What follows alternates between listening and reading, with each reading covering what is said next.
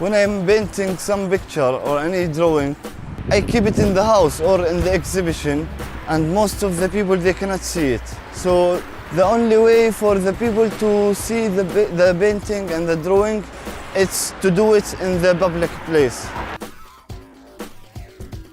I'm not drawing for the high-class people. I'm drawing for the people they are in the street, the poor people. And we want to destroy the role of the serious exhibition. It's very dangerous to be in the night drawing or writing in the wall, in the street. And also it's very dangerous when we're drawing in the night. We must be more than 5 persons because we use somebody to have looking in the main street if the soldier is coming. So we have the 2-3 minutes to escape from the places.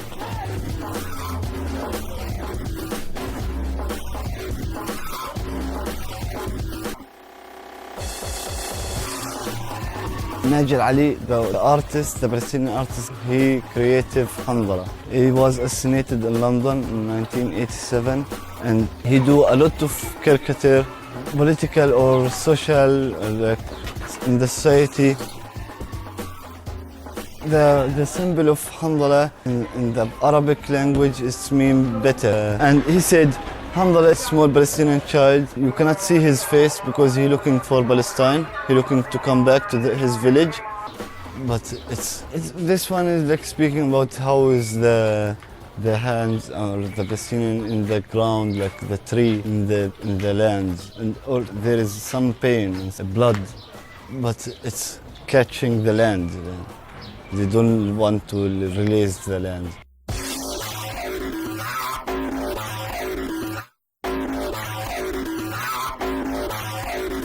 If you're drawing something without the idea, it will be just drawing. But the strong idea is the strong message. And for that, you must have something to work for it. And for us, we are in special places as Palestine. We must send our message.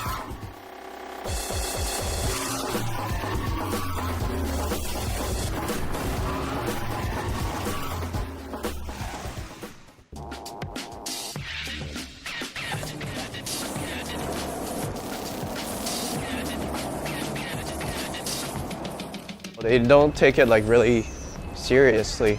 It's like a sad thing. It's like 10 years, there's like 15 people painting, and 10 years later, it's still like 15 people. I think the general understanding of graffiti, here it's more like a kid like doing some scribbling on the street, where like the States is already like a serious crime that you have to call the police whenever you see like people tagging or something. We're in Mongkok. It's a peninsula. We're in a site called Kowloon. We're gonna check out like the so-called Hall of Fame of Hong Kong. That's like one of the oldest Hall of Fame left in Hong Kong.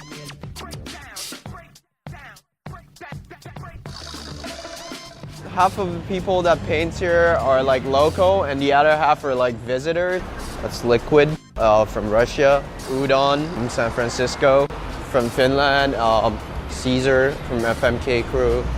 Friends and people coming from outside Asia or like even within Asia, and they just come and then they just want us to show them around, but like there's not really too much people in Hong Kong painting, and unfortunately, yeah, I normally have to do a lot of tourist work with them. Yeah, we've been trying to do like a lot of Chinese like pieces. Like a lot of friends saying like they couldn't really understand. So we've been like thinking about that too, and then just feel like if we do English a little bit more, they'll understand. We tend to try to balance like Chinese and English. Hong Kong is like, there's non-stop construction, and the government is like tearing down the buildings. At the same time, they're building some new stuff really quick. A lot of like Hall of Fames that we used to paint before are now like new buildings already. And there's so many walls that you can paint, like abandoned places or like bridges or like sewages that people can just like paint there forever. Like after like 10 or maybe a few more years later, maybe it'll get crushed. But like right now, it's pretty cool to paint down here, I think.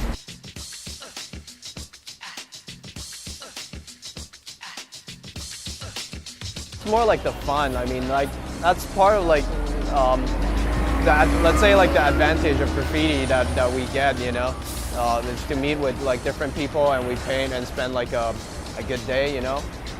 That's what I'm looking for, but yeah, not really sales or anything else. I don't really care about that much.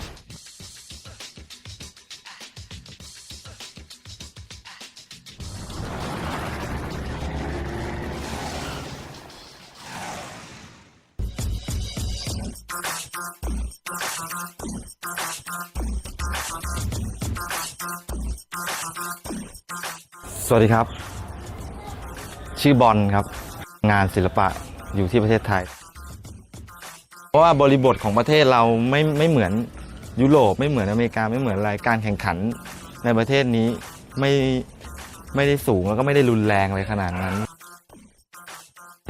ที่นี่สบายบ้านเรามีความสุขแฮปปี้คุยกันง่ายทำอะไรกันแบบว่าถ้าคุณลืมภาพกราฟฟิตี้แบบต่างประเทศไปประเทศไทยทำไม่มีทางเป็นกราฟฟิตี้แบบต่างประเทศได้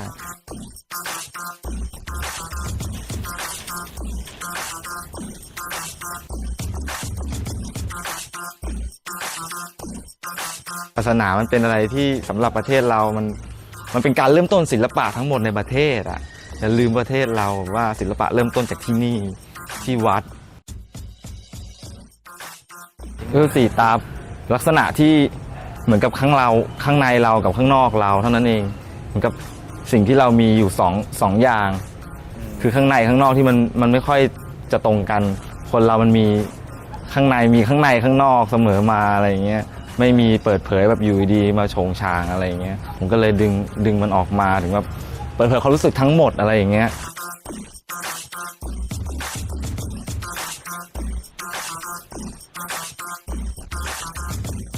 ผมเริ่มต้นทำงานศิลปะไม่ได้แบบจะแบบเริ่มคิดคาแรคเตอร์เริ่มจากการที่เราสนใจในความเป็นมนุษย์สนใจในเรื่องของสังคมมนุษย์สนใจในความแตกต่างหลากหลายของมนุษย์อะไรอย่างเงี้ย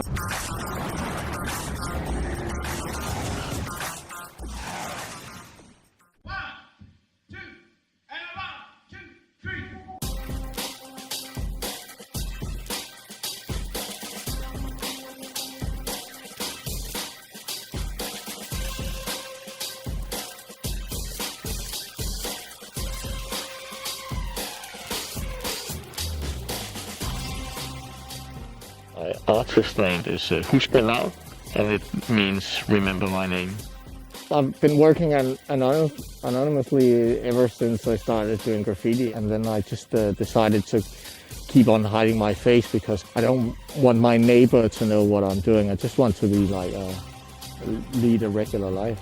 I started in the beginning of the 90s, but I've been interested in graffiti ever since it came to Denmark in the mid-80s.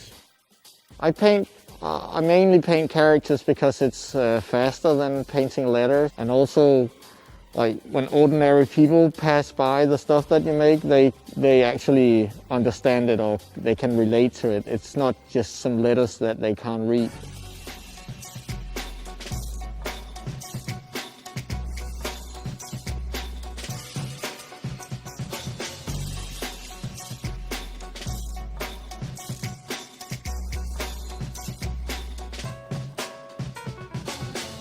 I have like a weekly newspaper cartoon, and it's about everyday life, and sometimes it's a little bit political. It's pretty nice. I could get anything off my chest if I got something that annoys me. I can like make a cartoon about it, and 100,000 people read it.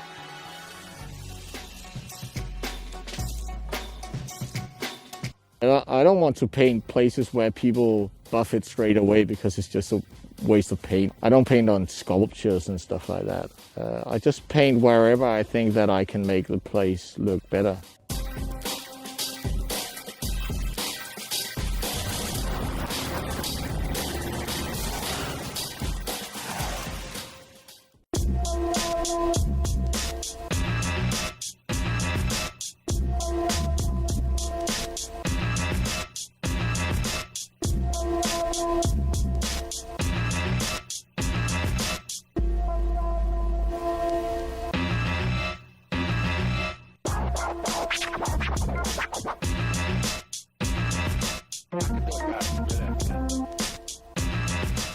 Karakter gue sebenarnya lebih kayak alter ego dari diri gue sendiri sih sebenarnya. Gue coba bikin karakter yang bisa merepresentasiin diri gue gitu. Sebenarnya dia tuh monster cumi sebenarnya. Cumi karena gue suka makan cumi. Monster karena gue pengen sesuatu yang striking gitu.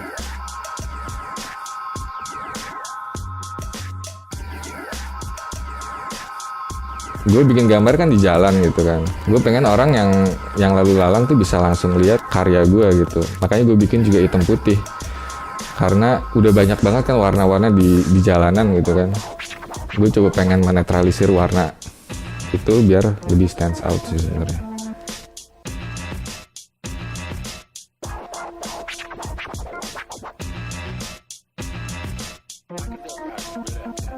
Karena mungkin yang gue lakukan di sini lebih pelarian gue dari advertising gitu, jadi I can do my own stuff gitu without people telling me to do gitu.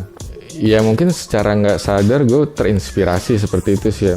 Logo Nike sih mungkin ya. Orang tanpa harus ngelihat tulisan Nike dengan shoes-nya aja tuh orang bisa tahu itu tuh Nike.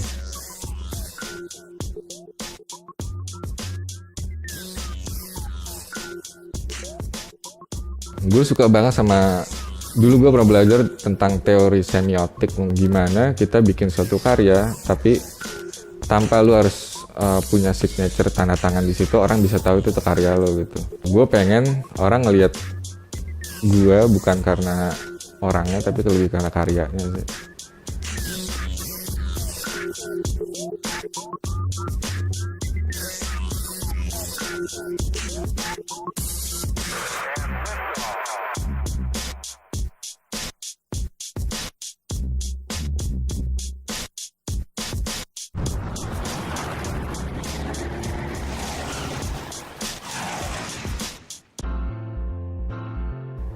I moved into Melbourne when I was 18, just so I wanted to see outside of the world from Japan, and I wanted to skate. So I came here and start meeting lots of people who does graffiti in Melbourne. I was doing a little bit in Japan, and when I came here, I start picking up like can to use, like nozzle to use, and lots of people taking me to paint outside, so that's how it started.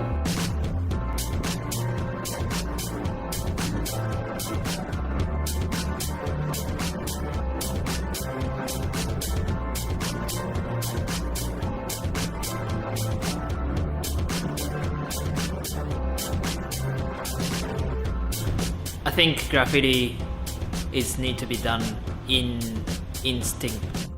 Graffiti is like a fast instinct art, which means I think people think and it's that need to be come out. When you spend like 2 hours or even 6 hours on painting, that's becoming not the fast instinct. It's more likely becoming something you want to make it to, because your thought is changing every minute. I think graffiti is only one of the form that you can actually think and do it. I tried letters, but I didn't really feel comfortable with it, and I start drawing lots of characters, and elephant was one of the first one that came into my head. I like to see the world how it is without no expectation or sugarcoat. When I thought about it, I think elephant does that pretty well. I do choose animals which has got horns, and I think they're the actually animals that appeared in ancient stories and stuff as a god as well, or like something little bit more than just the animal. Humans always been seen as some kind of power, I guess, but I don't know clearly what it is.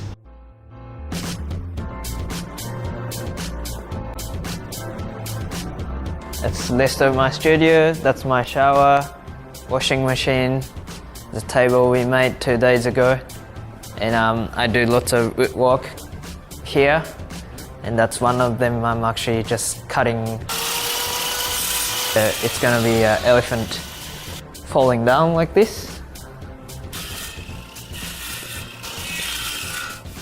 painting with spray can outside is just another medium. Same as walking with wood, same as painting onto canvas, same as I do lino cut prints as well. And I like doing lots of different process. I don't like doing the same things every day.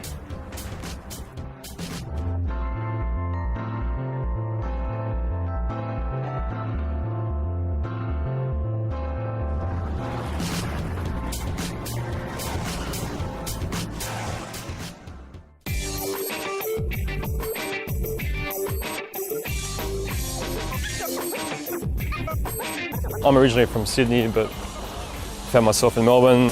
I like Melbourne, it's got a good scene, so it's very different to Sydney. So many different places here to paint. Doesn't matter what background you come from, whether it's like stencils or paste-ups or traditional graph, everybody sort of knows each other and gets along. Oh, trouble, yeah, I got into trouble. I still do a little bit here and there, but the older you get, I have a child as well, a 6-year-old, and it just becomes a bit risky. If I didn't have anybody else to worry about except myself, then maybe it'd be a different story. Spent a good couple of years just running around, not really worrying about, I took photographs of good stuff, but the majority of the time I was just running around, getting my name up. I guess characters were my first sort of things I mastered quickly. I was very good, always into comics and animation when I was younger. So I sort of developed up a bit of a style. I consider myself a bit of a mongrel in some senses, have a big mixture of different cultures in me. And all these influences, I guess, rub off in my work. So I've sort of created sort of a stylized style which sort of reflects that.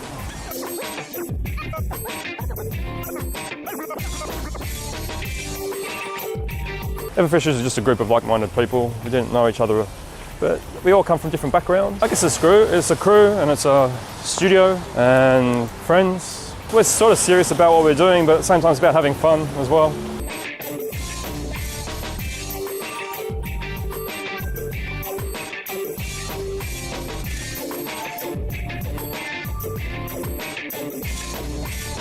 I just got to a point where I was pacing and got to kind of trouble a little bit, and I didn't want to stop what I was doing, but I wanted to find ways that I could continue my passion or what I enjoyed doing in my life today. And there's other things I want to do. The older I get, the more I want to try new things out.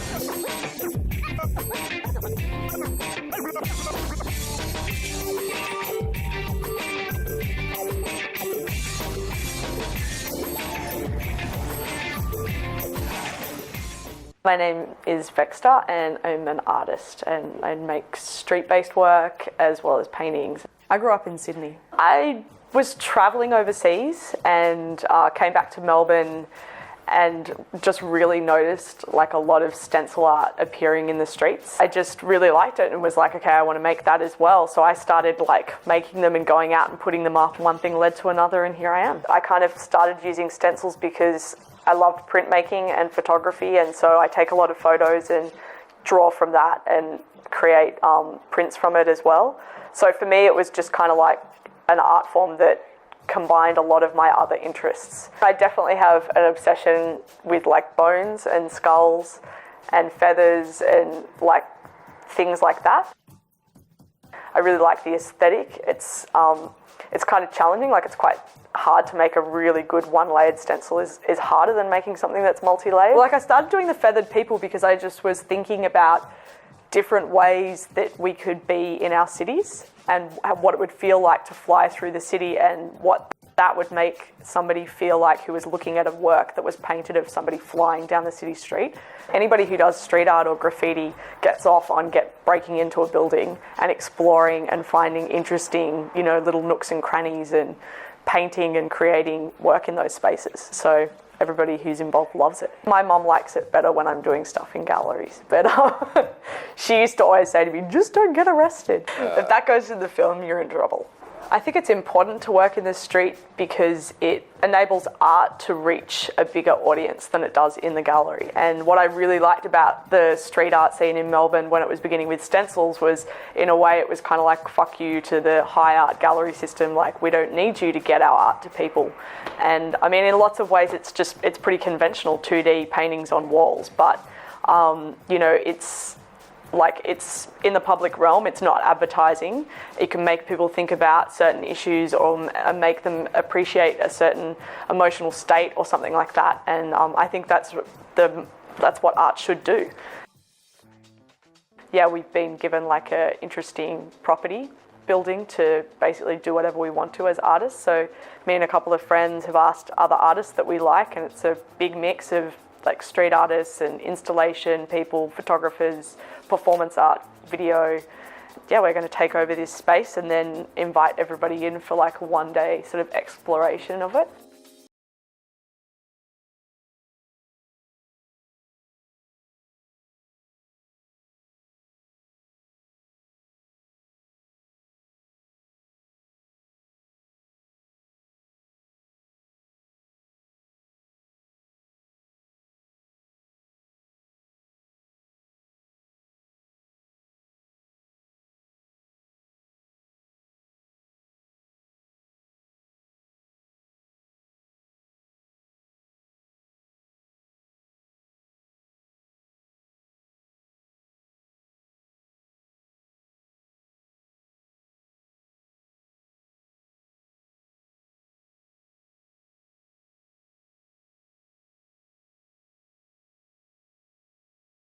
Called Wrong Town because me and my friends who are organising it, we were sitting around trying to come up with a name for the show, and the property's located in this quite wealthy suburb that artists don't live in, that don't work in. And so the idea that somebody's just basically gone, here, do whatever you want with this property is a little bit wrong. The whole idea of us all going to this place is a bit wrong. The whole property itself has this kind of wrong aesthetic, so we just thought, we just kind of went with it. It was a joke that we ran with. Welcome to Wrong Town.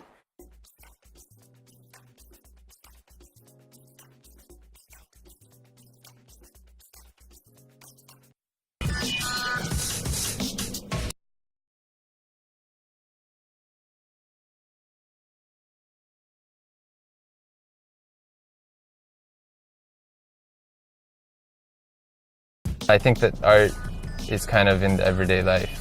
It shouldn't be limited to artists only or art lovers, not only the act of making it, but also how it's presented and who it's presented to.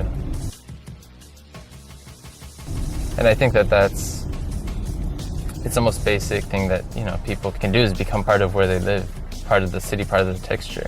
And I think that kind of embodies that perception. My work was really more text-based, just like long or like paragraphs or poems. I don't know exactly how to define the writings, but I kind of cut back on that. The graphic nature of the character kind of just happened. My character started out looking a lot different than it looks today. It was kind of more like this blob, and I think that the long arms started because I wanted to be able to do more things and to have more flexibility with the character. But then the whole idea with the character was to allow me to tell a story.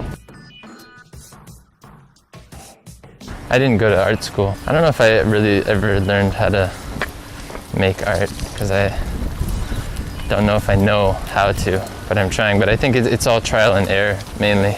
Just experimenting and seeing what works and what doesn't, and then finding what it is I want to do, kind of like street work.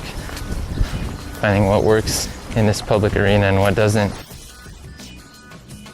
I think my main influences, I know it sounds kind of cliched, but it's just observations, things that I pick up, things that are happening around me. These minor moments that I kind of, that I catch or that catch my eye. The birds, the raindrops, the hourglasses, placement of the heart. And then I think, you know, it's all kind of like a puzzle. Like in my mind, it makes sense. But I think that for the viewer, if I really want to communicate these ideas, I can't really expect him or her to pick up on all these small and minor nuances.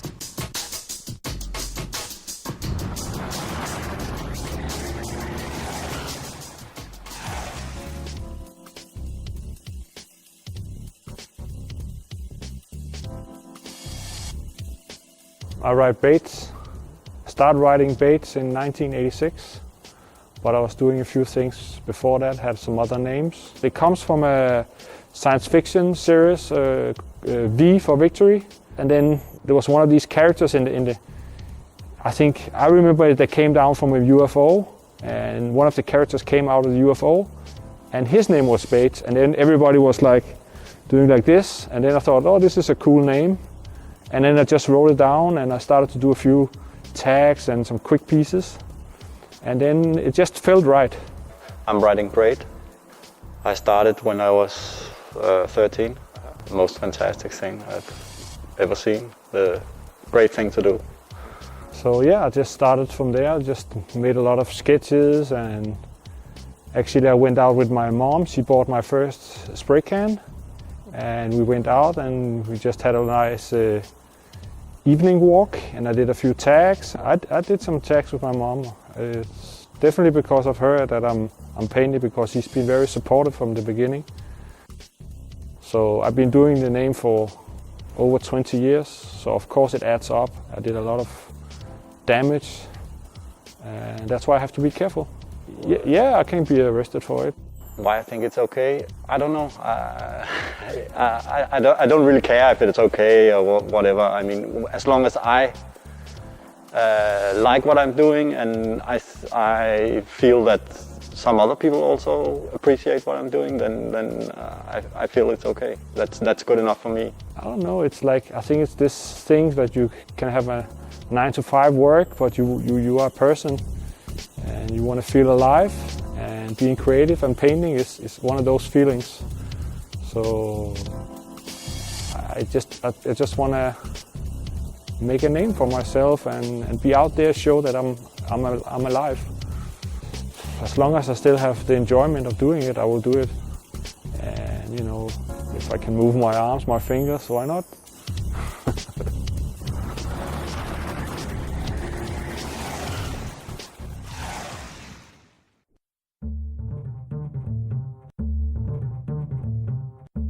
I paint my character, the killer gerbil, which is actually a street rat that goes into empty spaces and kill it with colors.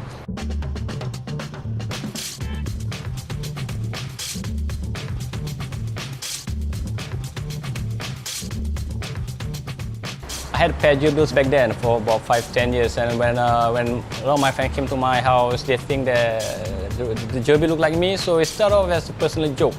A lot of people in Singapore have done letters, styles and all that, so I wanted to do something different, so that's why I chose a character to represent me. Name is Zul. I go by the name Zero.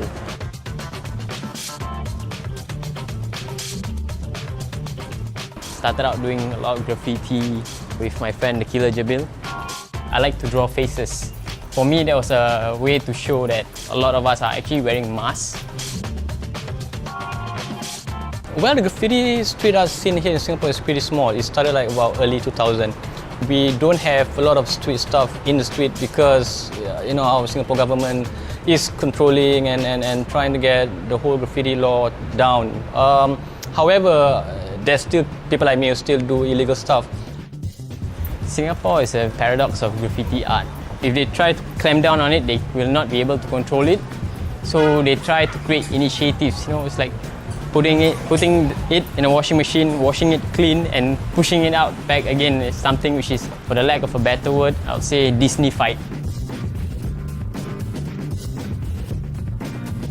It's definitely a challenge to be out there in the street doing things illegally and not get caught, but at the same time get your message across. In Singapore, we tried to do a piece of mural which is reflection of what's happening in Gaza. They clamped down on the guys. They even had like plainclothes police officers, around the wall just to make sure that nobody painted anything which was political.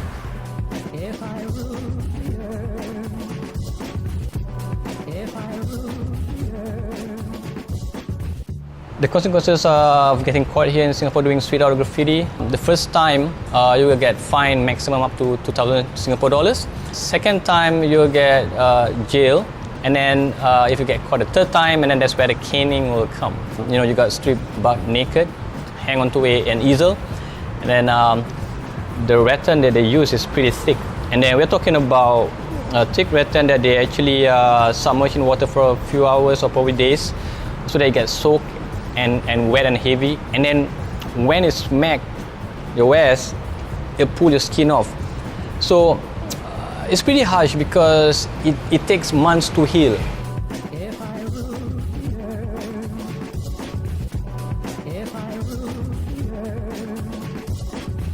None of the artists who are practicing graffiti art has that amount of archiving work, archives of tags and throw-ups, you know, as compared to the police in Singapore.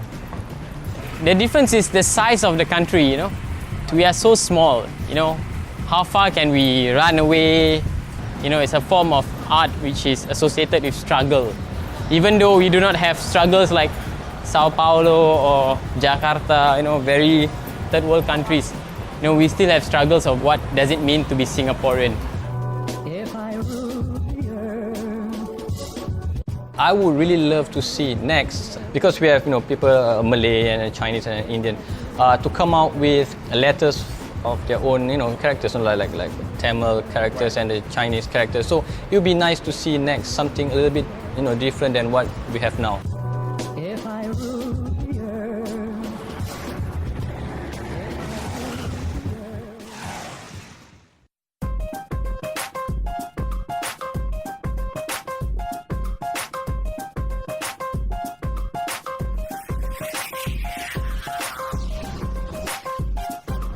Like all of my work is auto portraits, like it's myself. It's basically like communicating, just me and my emotions like that. That's how I felt this day.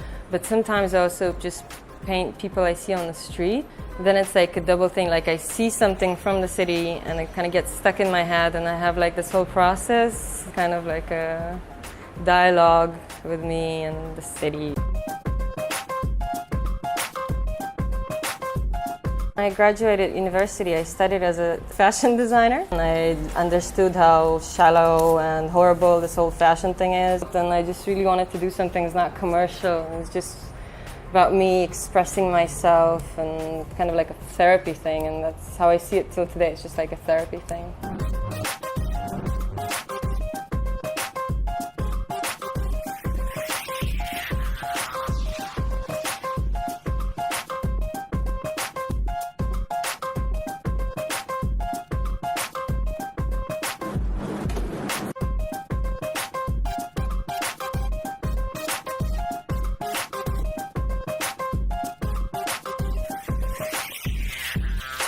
And I never do it like on streets, on people's buildings that would mind it. I always really like try to do it on places that I know that people wouldn't mind the action. Especially in this area, it's very important for me that nobody would mind it because it is Yafo. It's political and in Arabic. I think they do see it as a part of the gentrification. I think they do see it as the white people moving in, doing whatever it is they do.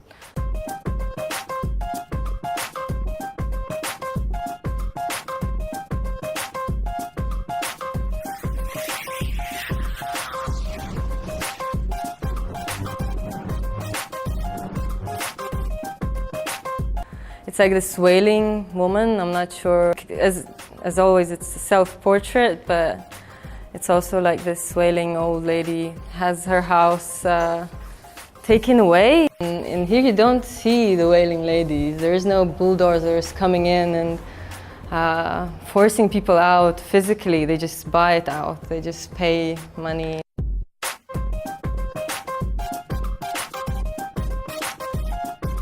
The paper snowflakes kind of would be, yeah, it would be her crying. I try to capture moments in my work. I try to capture emotion.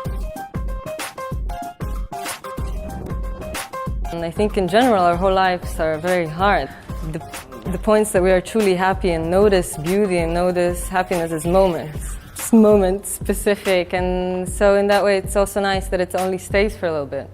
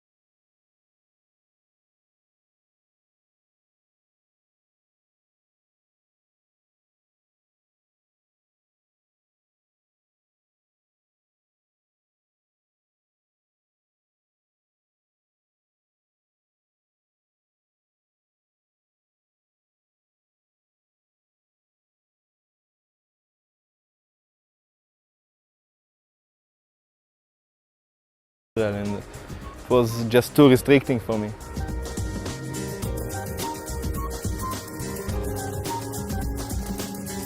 Learn this and get a degree. Get that much academic points and you'll get this paper in the end. So I said just fuck this. I want to make my stuff, and I dropped out like a year ago. And I think this was the best year creative-wise. I made much more and I learned much more stuff than I learned in school in 2 years.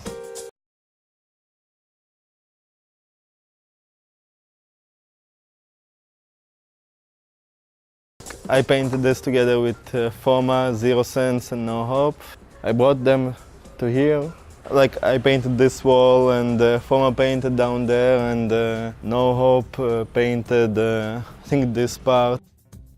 When we got into the space and we painted here for a few hours, we felt like this space deserves more, like we should give it much more attention, both from us and from the public, because it stands empty for years.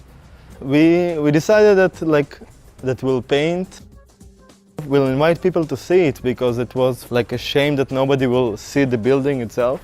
We made kind of buzz around it. We said like we're going to set an exhibition in an abandoned building, but we will only reveal the location on the day of the opening. Like we didn't expect more than a couple dozen people to come, like our close friends. And this place was packed, just like hundreds of people. And what's amazing was it was like from kids 10 years old that came with their parents to people like 70, 60 years old.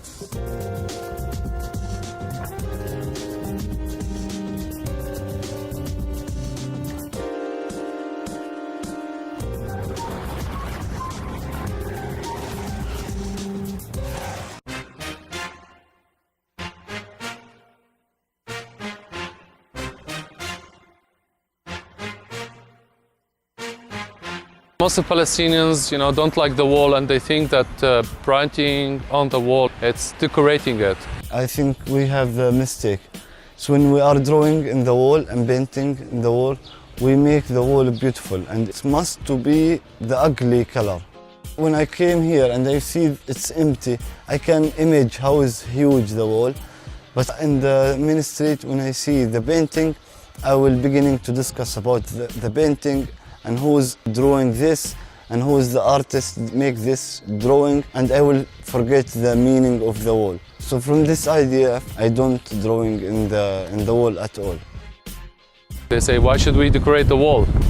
But from my point of view, I think it's a way to keep it on the media and to keep the story of the wall coming up in the media, because media, they're not talking about the wall anymore, and any activity on the wall will bring the story of the wall again and will urge news channels to talk about it. For any artist, they want to paint in the apartheid wall. I know and I believe that this is the way for him, the famous minute to be his drawing in the apartheid wall, but it's hurt us in Palestine because we want the wall to still the occupation, like ugly color with ugly meaning. We don't want to change the meaning of the wall from the drawing. Now, about the wall in particular, when some artists came here to say their mind, their opinion about the wall, I think we should be thankful to these people because they are against that apartheid wall. That means they want to say their mind. In the graffiti, if you look at the wall, it has a meaning. And even though it's beautiful, it's good painting, very artistic way of painting, I completely disagree with somebody saying, oh, they make the wall nice. No, the wall is the wall. Apartheid is apartheid. Yes, the camp is very bad situation, but life is life. There is beautiful things in life. We have to live it. We are really desperate for a beautiful life, a good life. Life is there. Even with sad things, we have to find some joy. And I think life should be a nice thing to live.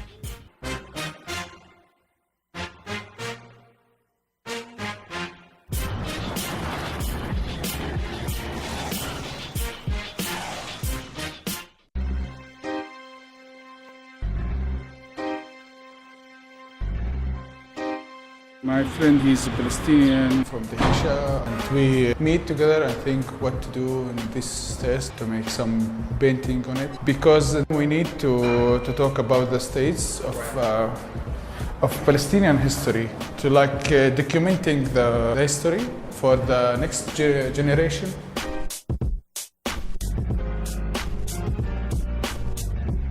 I think who's following money, he will never make art, but who's following art, for sure he will get money.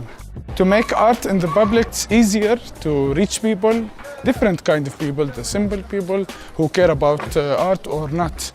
Also, it's a kind of intervention, maybe because you have something to tell people. You want to make effect and some change. I think for this reason, you make art in the public. I was working in a project of mine. It's about the sea, because the distance, the real distance between me and the sea, it's 1 hour by taxi. But in my mind, because I never been in the sea, I think it's need like a days to reach the sea. I draw them like children because this is the way I was drawing the people when I was young. This piece, it's a sign, and they are watching a sign about the sea and fishing, but usually the sign is still who's allowed and who's not allowed. They have themselves sign of not allowed. They are, looks like illegal people to go to the sea. We have it with us, with our ID, because my friend is from Jerusalem and he's a Palestinian, but he allowed to go to the sea because he's from Jerusalem ID, and I have from inside. They are allowed to go.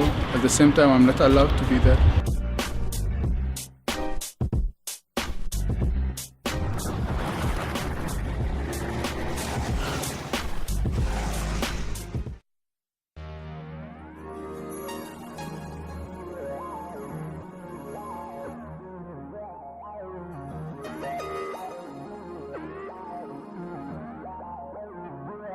I write Inspire, I write Idiot the Wise, I write Seven, I write Try, I write Exodus, I write a lot of things.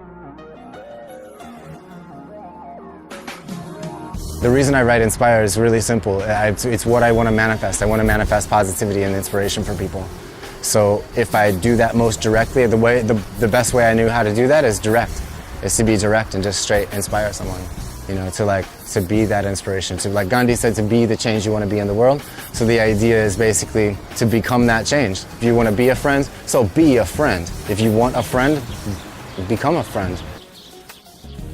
I want to illustrate and provide the space for other people to be able to know that they can do something also in the street. And it doesn't have to be complex or like something that they understand to be like ooh la la art.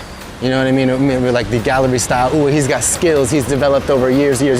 I want to be able to like let that person know that she can walk in the street tomorrow. She can walk in the street tonight and press a can and just learn.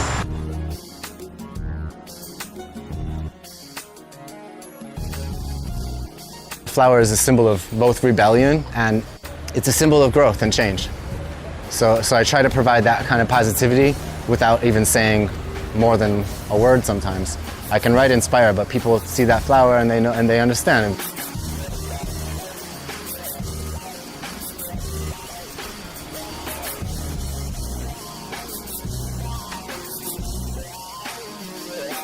I'm just trying to be a real person, a real creator in this area. If I can help people to do that, if I can help for a person to smile, for example.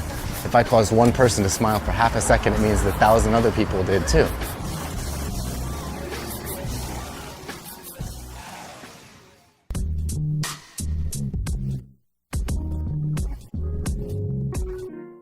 Hi, this is Mr. Thor from the Three Hearts Club at the Meeting of Styles at the Hash Crew Wall.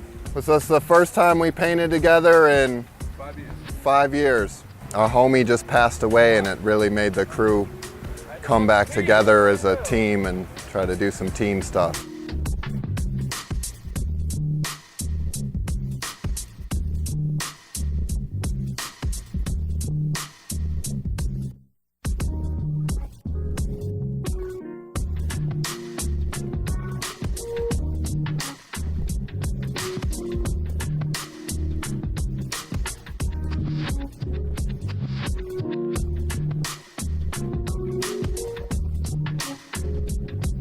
The wall is about the wrong-headedness of our American society in particular, not having our priorities or our values straight. You know, especially in these economic times, and there's so many people on the planet and the resources are getting so taxed. At some point, there's probably going to be some kind of reckoning. It doesn't take much for a society to collapse. Like a city without electricity, people would resort to cannibalism before the canned goods were gone. I did the cake and the cell phone lady and the water bottle lady. I'm about to put Barbie and a UFC muscle dude on top of the cake. I'm back in the country. I got 3 acres, got 30 plus chickens, beef from the neighbor. We got 2 gardens in the yard, and that's 60, 70, 80% of our food this time of year. If I don't fit in society at all, because I can't do that rigmarole to be part of society, but when the shit hits the fan, I'll be there with my jackknife having a decent standard of living.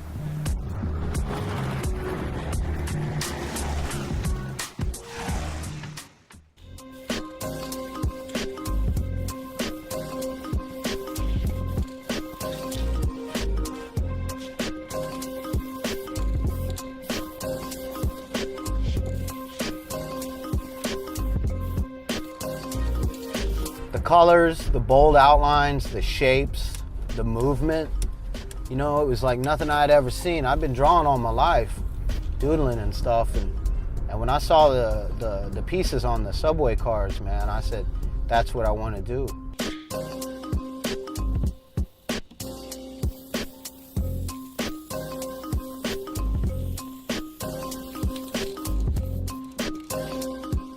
When I finally met Scam, you know, that changed my life.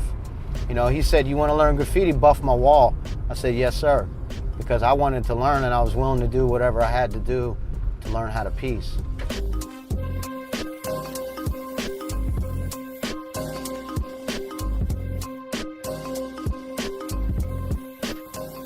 If it hadn't been for graffiti, I'd probably be dead. There was a time in my life where I got caught up with the wrong crowd doing illegal things. I could go as far as say graffiti saved my life. And even when I was locked up, I was still drawing envelopes for commissary doing graph. When I got out, you know, I had to make a decision, man. I'd gone to jail 3 times for graffiti. You know, I was like, I gotta do something different, but I knew I couldn't stop. I can't stop, I won't stop. That's what I think a lot of people don't realize, you know, what it means to us writers is, you know, the fact that it gave me direction, it gave me focus. I'm a workaholic and I'm addicted to graffiti. People tell me to slow down. You know, we rocked a piece yesterday and I wasn't feeling it. I'm ready to go buff it and redo it. It's my meditation.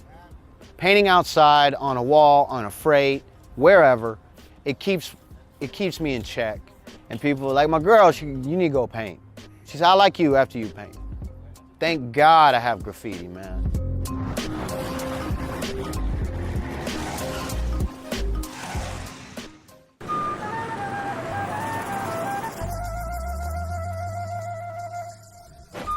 We're just off to the studio in Wong Wien Yai.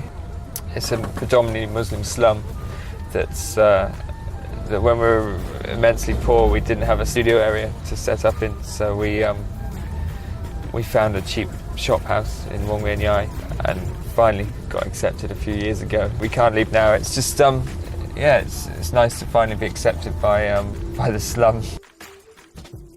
We started Soulnet Studios originally as a base to forge famous works of art. But there were a lot of artists that were really making it, you know, and we weren't. So we decided to forge their works.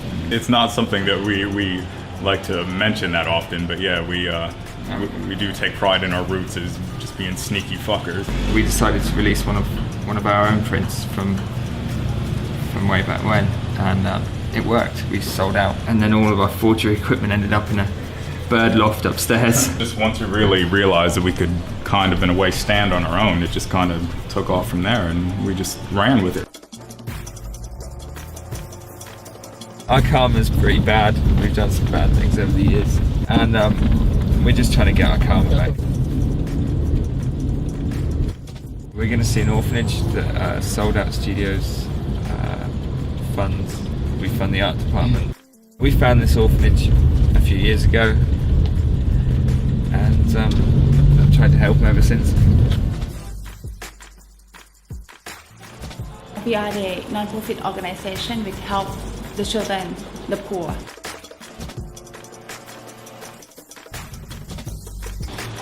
The children help to make it. All these batik product is made by the children. On every product, we know who's design because we have the children's name. So it's not really the thing that we made it for sale. It's like something that is to give back to the donor who donate the money to us. So this is the thing that is to say thank you to all donors and supporters. I fell in love with the place. It's the most beautiful, disgusting place I've ever been in my life. You can go out and you can see anything here, really. I mean, it's just this magic society of filth and beauty, you know, perfectly balanced, and I really love that about it.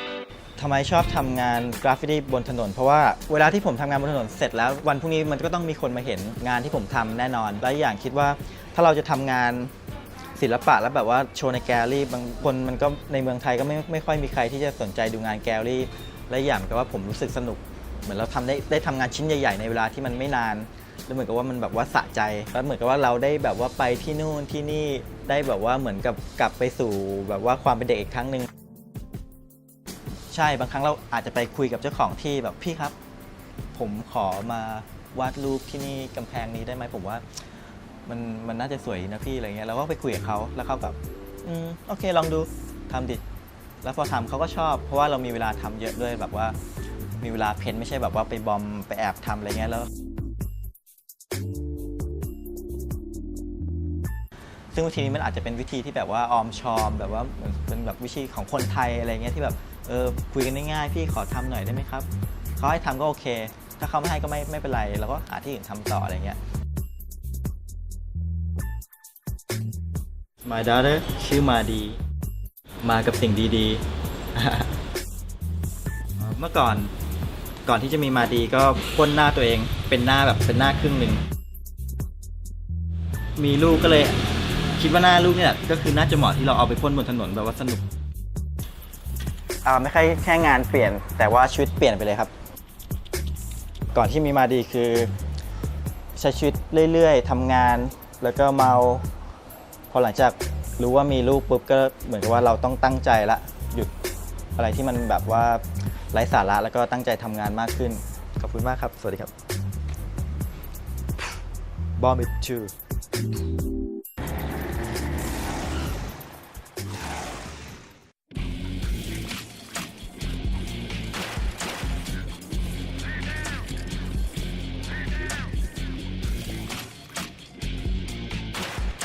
喺香港嚟講，所有嘅信息都氾濫得好緊要啊，令到太多人咧冇咗思想空間，因為出得太快太多，同埋好似冇乜實用啲嘅意識，所有都係嗰啲垃圾一樣啊。雜誌又好似鹹書咁樣嘅。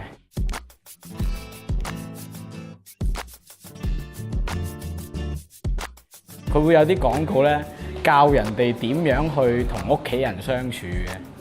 咁但係呢啲係咪喺個廣告度可以表現到出嚟嘅咧？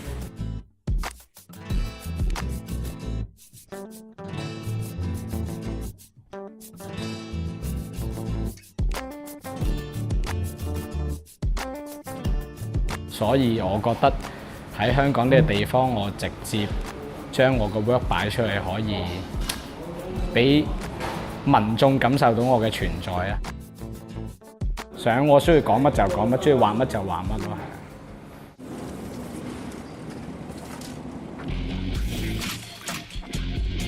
之前都係一啲 tagging 啊，即係留低記號啊咁樣，純粹係都係表現反叛嘅啫。而家開始做嘅 work 都係表現啲深層啲裡面嘅意識形態啲嘅嘢咯。我會有加咗graffiti 嘅元素落去，即係保留翻有字喺度嘅。我畫嗰一堆嘢係表現緊一種生命嘅力度啊，係啊，細胞啊，樹根佢本身係兜嚟兜去啊，都捆埋一嚿咁樣嘅嘢，就係我意識形態啦，係因為好亂咯，就係亂咯，亂。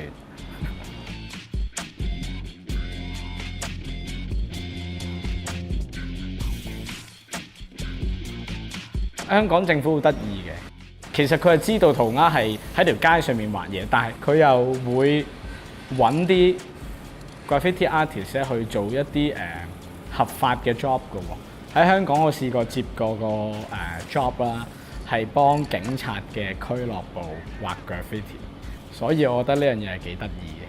同埋我係俾警察拉過7次。佢次次都話會告你刑毀㗎，但係最終都係告塗污啫。我自從接咗個 graffiti 之後，我對其他嘅藝術，甚至乎音樂啦都係有多咗嘅認識嘅，所以喺未來嘅日子都仲一路會學習一啲深層啲可以表現到自己意識嘅藝術嘢啦，係。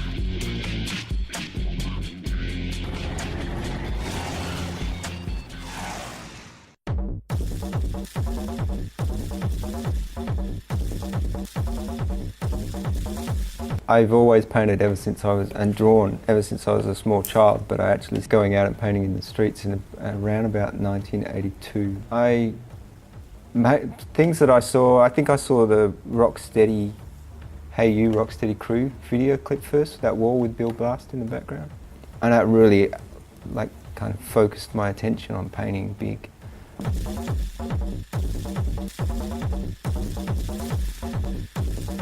I never really felt that comfortable with letters. I would want to paint characters, so I'd paint characters between people's letters. My characters are invariably, I like to focus on the human condition. I like to examine why we are human, what makes us human.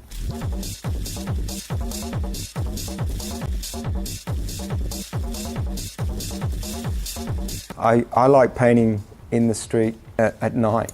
When there's no one around, and whether it's warm or it's cold or whatever, I get time to think, I get time to listen, I get time to have that internal dialogue with myself. The colours I use are black, being representative of dirt, and white, being representative of the removal of dirt. The grey is for the city, and then I use silver for dreams. So. We had nothing here. We're like the most isolated city in the world.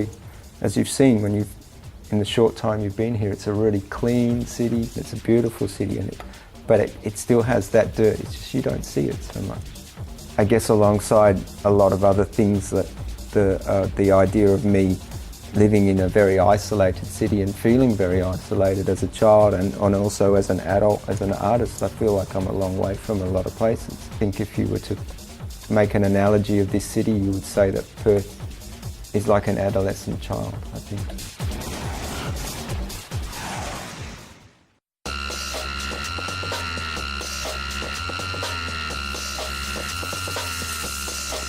My name is Victor Ash. I've been drawing since I was a little kid. I just felt that it was something for me, and then I started to do graffiti.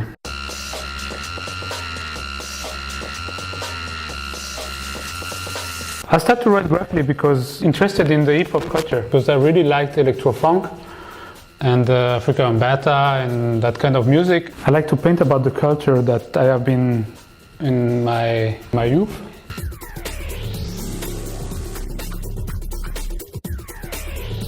The one in Berlin is the biggest I ever did, actually. It's 200 square meters. I painted some gray trees with no leaves. And then I painted some guys and girls falling, like graffiti writers with 2 spray cans on each hand, and they are painting the trees while they are falling.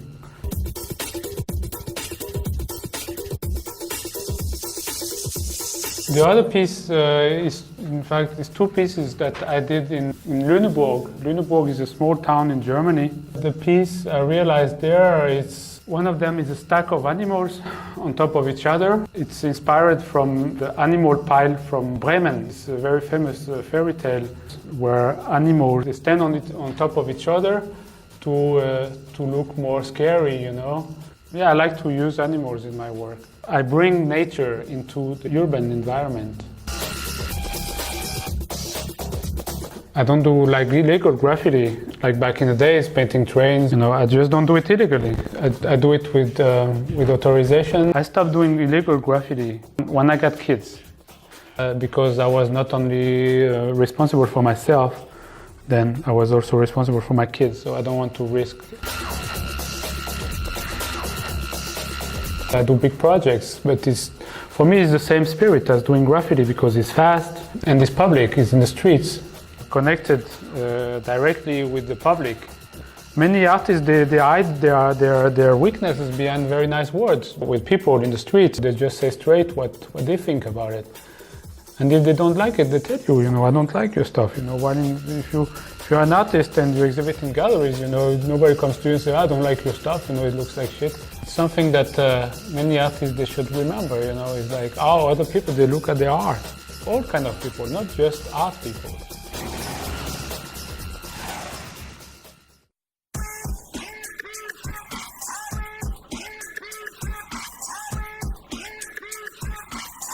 My name's Ash Keating. I'm primarily a site-responsive contemporary artist. Yeah, I've been working in Melbourne, born and raised in Melbourne since my late teens. And I started exploring and experimenting, bringing my own sort of artistic practice onto walls, on the railway lines and then into the city. It began just as simple, you know, just simple techniques like a lot of writers or street artists use in terms of just rolling in different ways and pouring, you know, washes and so on over the top. But then I started getting a lot of paint from paint shops that weren't the right colours, mist tints and so on. So getting large quantities of paint as opposed to aerosols, and started tipping them in all different types of containers and making marks with those and throwing them from little cups to big buckets, and then sort of spreading them around with brushes and mops, and from there also just started popping aerosol cans. I started working with all different holes and different puncture sizes, I guess, and sort of getting the explosive element of the paint coming out of the can in one gesture, or if it was a small hole, being able to just sort of create a really interesting gestural line, continual line.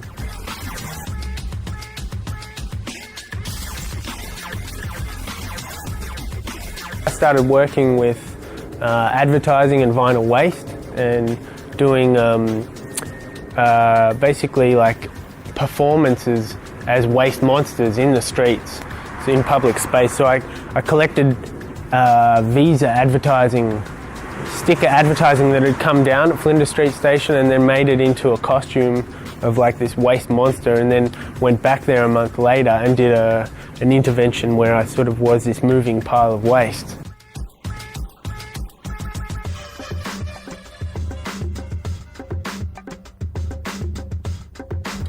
Like the advertising that I'd torn down or collected after it had been officially torn down, the leftover waste of creating brand labels for clothing.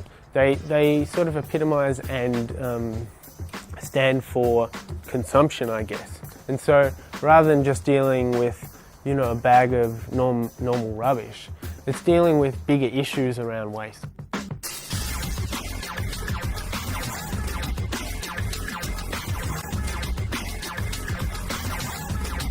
But when I went to Yogyakarta, Indonesia, I wanted to go with nothing but myself, and I'm sympathetic to a place that I go to and let that define and decide what I want to do. There was like 10 or 20 derelict vacant blocks full of like half broken walls and crushed concrete. They just look like these amazing spaces, and this is the residue of the 2006 earthquake that hit Yogyakarta. and I really wanted to intervene aesthetically in one of them. And within 30 minutes there were lots of kids in the area and interested about what we were doing, and by the end of the day there were 10 kids working there, and the next day there were 10 more kids that lived in the community were there and wanting to help. Got these brooms from the market which I wanted to paint, so I showed them sort of what I wanted to do. The effect was fantastic on the community. Everyone in the community was always going past and watching the process, and then once we'd finished painting it, people were hanging out in the front of the space eating soups and talking to one another and coming together, I guess. And it's a way for us just to work in our own community and create something beautiful, which we wouldn't normally do.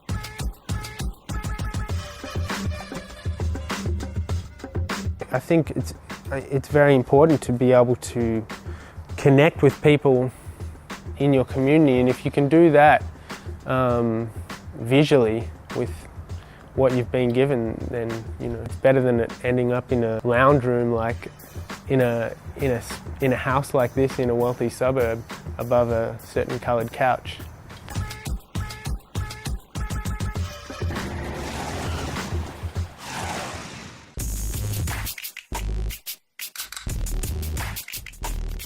I write Mars, I write for CF, I am Aircrew. Shit, we're just getting down, fucking meetings of style, just trying to burn these kids. I don't know, I enjoy it, it's fun. It's kind of more of a habit now though, I'm 28, so it's like, I've been doing it for a while. But it's worse than smoking. It's worse than I don't know if it's worse than alcoholism, but it's bad, it's a horrible habit. It feels so good though. I started at 14, 15 years old. My cousin used to write for CBS. I was all excited, when I was younger. I wanted to do that shit myself, so that's how I started. That shit's in your blood, it's in your DNA. Once you start, it's not it feels good, you know what I mean? Just getting up. Especially if you're gonna burn, if you did some shit that you really like the letters on or some shit, and then that shit's gonna rock, you know what I mean? That shit feels good. Part of it's for the crew, I'm doing it for I Am or Air Crew. But when I was younger, when I was a shorty, I gave a shit about what people thought about it, to make sure your letters are tight, all that shit. And there's still some of that now, but I mean, everyone has a different objective though. People are do it for different reasons. It's kind of like Hunter Thompson. What did he say? He said, I don't advocate drug use, but but it's always worked for me and shit, It's kind of the same thing, you know what I mean? I'm not gonna advocate it or push it off on anyone, but it's what I do,